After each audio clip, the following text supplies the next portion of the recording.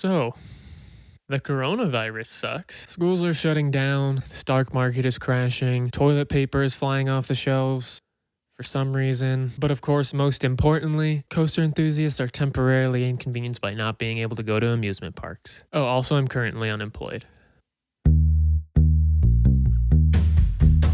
Let's talk about amusement parks, like rides in the dark. Rides right here and rides all over, but mostly coasters. We'll talk about all kind of things, but mostly coasters. What's going on, everybody? My name is Mario. To be blunt, this week has been terrible. So, in honor of that, I'm making a video. Top 10 terrible coasters. Now, to be honest with you, I don't think all of these coasters are terrible. They're more along the lines of just normal bad. But top 10 bad coasters isn't as catchy as top 10 terrible coasters. I think even the worst rides I've been on have some redeeming quality, so I am going to at least point those out in these rides as well. But this list is going to primarily focus on rides that are either boring, painful. Some of these rides aren't always bad, but they can deliver some terrible ride experiences. Those are the types of coasters that are going to be on this list. So, without further ado, let's get into the top 10. First up, we're going to start off with one that really is not that bad. I just personally don't like it because I don't really feel like it does anything, and that is Santa Monica West Coaster in Santa Monica. Who would have guessed? It meanders through a slow helix, couple of airtime hills, and then another helix that's slightly more fast-paced. I've been on like quite a few rides that are boring, but I feel like this kind of tops them all. Pair that with the fact that it's like $10 to ride at an overcrowded bottom-tier boardwalk park, and pretty much the only thing really going for it is the fact that it does have decent scenery around it because it is on a pier. It's just kind of insignificant. All right, next up we have a ride that would be higher up on a lot of people's lists or lower down. A lot of people think this is worse than I do. So at number 9 we have Coast Rider at Knott's Berry Farm. Now, anyone who complains about this ride complains about the absolutely atrocious, awful shin bars. If you think shin bars on an RMC are uncomfortable or unnecessary, these outmatch that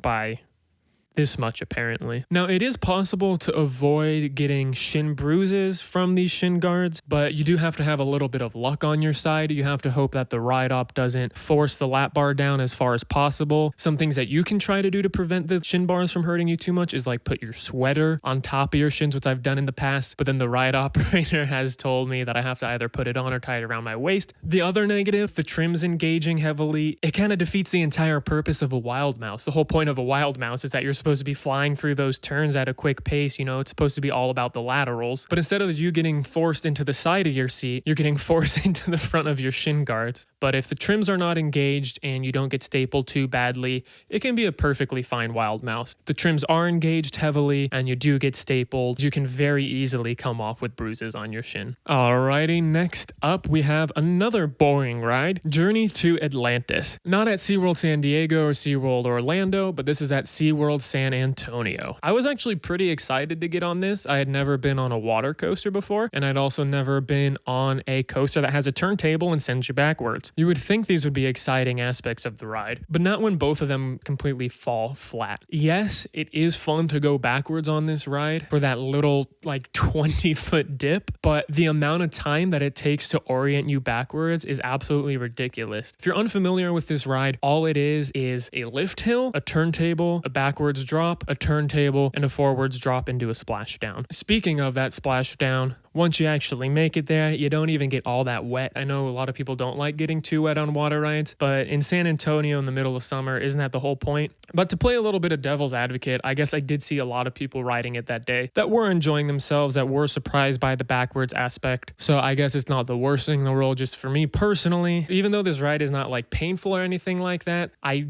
kind of just don't like the fact that it doesn't really do anything. Alrighty, and next up, I know I was not going to talk about kiddie coasters all that much, but I did make an exception for this one. At number 7, we have Zamperla Gravity Coasters. So yes, these rides are designed for kids, not me, but I've also ridden on trains where the kids come off in pain.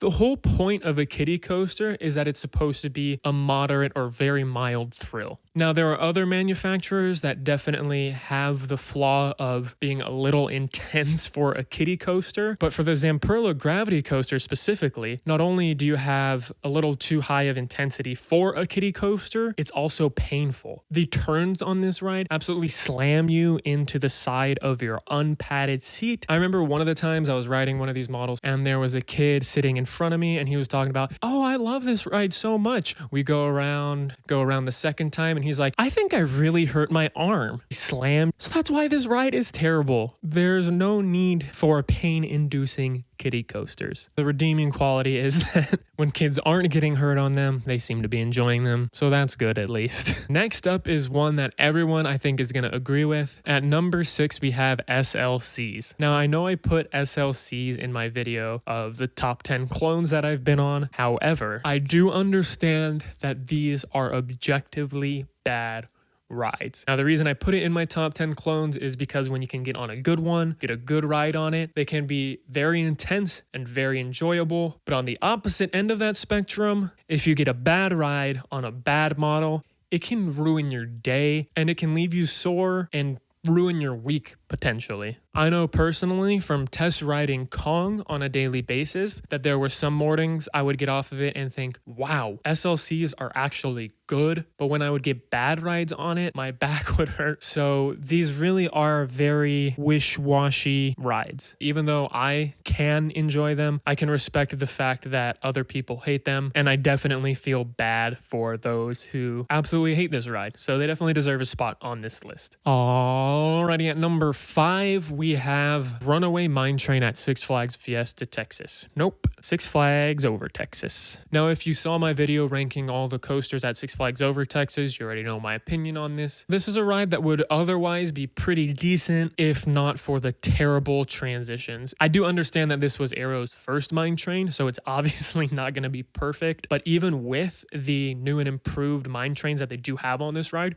which I do think actually help, the coaster is still one of my least favorites. It just has terrible transitions that throw you uncomfortably into like your ribs, or maybe for shorter people, their shoulders or even heads. I will at least say that the track itself is not rough. And then one more positive is it does have a really cool last drop under a tunnel. So I do like that aspect of it at least. It's not worth the entire ride to get to that point though. And for number 5, sorry Cedar Point fanboys, we have Wicked Twister. I know a lot of people still regard it as one of the best intimate impulse coasters, if not the best. I've only ridden this thing twice. I've definitely felt no need to rewrite it. It's shaky on the launches. And as a result of that, as well as the whippy transitions with the over-the-shoulder restraints, I do get a decent amount of headbanging on this thing. Even with the headbanging aside, it's still a really short ride. Whether or not you sit in the front or the back, you're still only going up one of those spikes halfway half the time, or less even. So I feel like you don't get your money's worth, or you don't get your weight's worth rather, especially if the line is on the longer side. I don't really think it's worth it. But as far as the good things about it go, the free fall down those twisting spikes is really cool. I just wish, one, that you could enjoy more of those, and it wasn't just like 1 or 2 per ride, depending on where you sit. And I do wish that they were more comfortable as well. And I think this ride could be really good if it was smoother and longer. Next up at number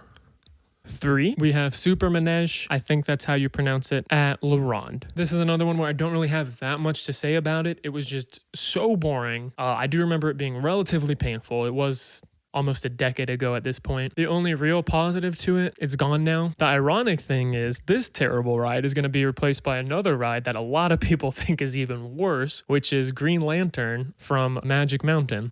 Alrighty, and just to annoy the Cedar Point fanboys even further, at number 2, we have Corkscrew. Now, I know this ride is insanely old. It's the first coaster in the world to have 3 inversions, so I do cut it some slack there, but it doesn't change the fact that the ride experience kind of sucks. Interestingly enough, I actually really enjoy aero loopers. I just happen to be at the right height where aero looper restraints don't actually hit my head when I move side to side. But Corkscrew has problems other than headbanging. The track itself is just super shaky, so it does hurt my back against the hard aero seats. The transitions, as per any aero coaster, are also terrible. That paired with the shakiness really does a number on you. I've also only ridden this twice. I don't think I would ride this ever again because Corkscrew can just mess me up for the day. I think if the track on this were a bit smoother, it would be significantly higher up in my overall coaster rankings. As far as the positives go, it does have some great airtime, which again is a reason that this coaster would be a lot higher up for me if it wasn't so shaky. But since it is, that airtime is just painful. Alright, and before we get to my number one, and yes, this one is truly terrible, let's talk about a couple of honorable mentions. To kick off the honorable mentions, we have the aforementioned Green Lantern. Now, I personally never had too big of an issue with this ride. I know it left some people just in utter pain. The only big problem I ever really had with this ride was the fact that the restraints would get super tight on my legs and I would be in pain on the brake run just waiting to get off of the ride. But the actual ride experience I never found that bad. I know when you end the ride upside down and all the blood rushes to your head, that can be uncomfortable. I also found some aspects of the ride actually really enjoyable. For example, the drops were some of the only drops on a coaster that would actually make my stomach drop. However, I can respect the uncomfortable nature of the ride and why everybody dislikes this thing, so that's why it's an honorable mention. Next up is a ride that is actually really high up in my coaster rankings, and this is Gold Striker. The reason I couldn't bring myself to put it on this list, the good rides on this have been significantly better than the bad rides have been bad on it. Does that make sense? No? Okay. But if you get a bad ride on Gold Striker, it is miserable. I mean, I've had instant headaches from one ride on this thing, especially when the train isn't fully loaded. It really shuffles through that course, especially that first turn right after the first drop.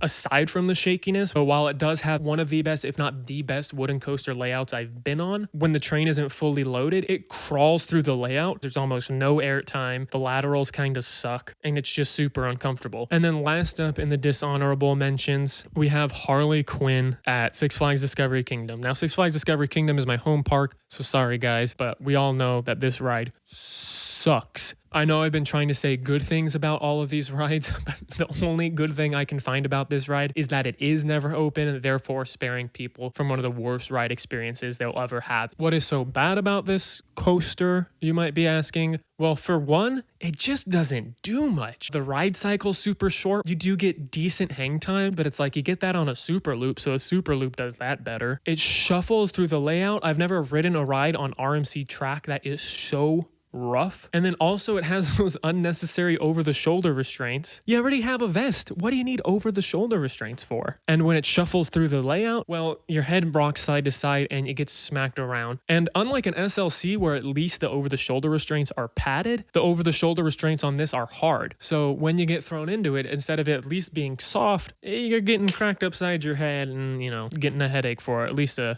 little while. So if we were to consider this a coaster for the list, it would be at number one or at least number two, and if it were at number two, it would be right behind what is number one on this list, which is the Coma Boomerangs. Even just saying that strikes pain into my spine and head. I know some people prefer these over SLCs. I don't get that. Like how I was comparing Harley Quinn to SLCs. Boomerangs have hard over-the-shoulder restraints, while at least SLCs have soft ones. But pretty much everything about Boomerangs is bad in my opinion. I think they are truly terrible. Now, to be completely fair, I have not been on any of the Boomerangs that have the new trains with the vest restraints and hopefully some padding for your back and butt. I'm sure that would drastically improve the ride experience. But if we're just talking about traditional Boomerangs with hard seats, hard restraints, they are miserable. Not only do you get the headbanging on those terrible restraints, the hard seats also smack your back when you enter the inversions and crush your butt as well. Super slammy. Slam. Some Boomerangs track is not as rough as others, but the ones where it is rough just makes the ride experience that much more terrible. And the only good thing is it is always fun to do a layout forwards and backwards. I can't enjoy these things, man. Alrighty, guys, that is going to do it for top 10 terrible coasters. I hope you guys had fun. I would love to know what your opinions are on these rides, if you actually enjoy some of them. Also, let me know what rides you think are terrible that aren't on this list. But thank you so much for watching. Oh my Jesus, that scared me. The remote just fell off the TV. Why was it on the TV? Well, I put it there, but I don't know why I put it there. But anyways, thank you guys so much for watching. If you liked the video, please give it a thumbs up. Maybe share it. It would be awesome if you did. If you disliked the video, go ahead and dislike it 4 times so that I know how much you really disliked it. Subscribe for more content like this. I'm going to be posting a lot in the next few weeks, considering I don't have a job to go to. And with all that being said, this is the end of the video.